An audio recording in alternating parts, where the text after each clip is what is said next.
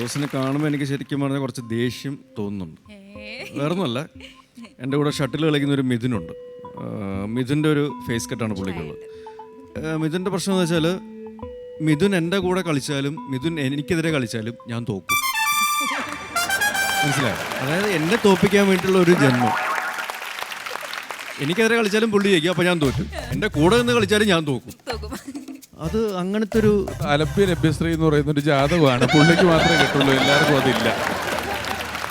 പക്ഷേ എനിക്ക് വേറൊരു പ്രത്യേകത ജോസ് അവതരിപ്പിച്ച പരിപാടിയിൽ തോന്നുന്നില്ല. കുറച്ചൊരു നമ്മൾ അങ്ങനെ കേട്ട് പരിചയമില്ലാത്ത രീതിയിലാണ് അവതരിപ്പിക്കുന്നത്.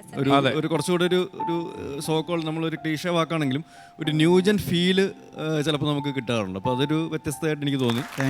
ശരിക്കും ആസ്വദിച്ചു.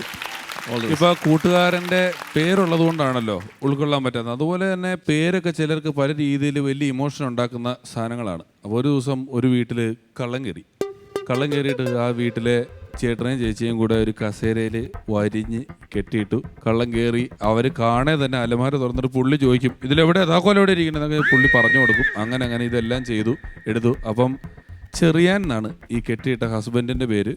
ഭാര്യയുടെ പേര് എലിസബത്ത് എന്നാണ്, അവിടെ ഉള്ളതാണ്. ഈ കള്ളനെല്ലാം കഴിഞ്ഞിട്ട് നിങ്ങളിനി എനിക്കത് വലിയ സംഭവം, ഞാൻ തമാശ അവർ പേടിച്ചരണ്ടിട്ട് രണ്ടുപേരും, കാരണം കള്ളൻ്റെ തോക്കാണ് ഇരിക്കുന്നത്. മുഖം മറച്ചിട്ടുണ്ട്, കള്ളൻ്റെ മുഖം കാണാൻ പറ്റുന്നില്ല.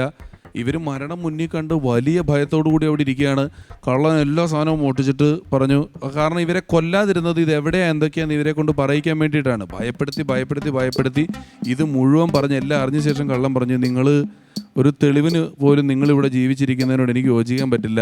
ഞാൻ നിങ്ങളെ രണ്ടുപേരെയും കൊന്നിട്ടേ പോകാൻ പറ്റുള്ളൂ, എന്നോട് പൊറുക്കണം എന്നും പറഞ്ഞിട്ട് പുള്ളി തോക്കെടുത്തിട്ട് ഇങ്ങനെ ചൂണ്ടിയിട്ട് ആ സ്ത്രീയോട് എന്താ പേരെന്ന് ചോദിച്ചു. ഉടനെ പറഞ്ഞു എലിസബത്ത് എന്ന് പറഞ്ഞു.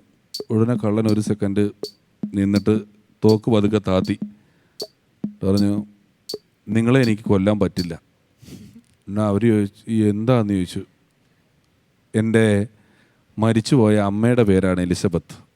നിങ്ങൾക്ക് ഭാഗ്യം കൊണ്ട് എൻ്റെ അമ്മയുടെ പേരാണ്, അതുകൊണ്ട് നിങ്ങളെ എനിക്ക് കൊല്ലാൻ പറ്റില്ല എന്ന് പറഞ്ഞിട്ട് നേരെ ചെറിയാൻ ചേട്ടനോട് ചോദിച്ചു, നിങ്ങളുടെ പേരെന്താ ചുണ്ടപ്പോൾ പുള്ളി പറയാ, ചെറിയാൻ പള്ളിയിലിട്ട പേര് എലിസബത്ത് എന്നാണ്.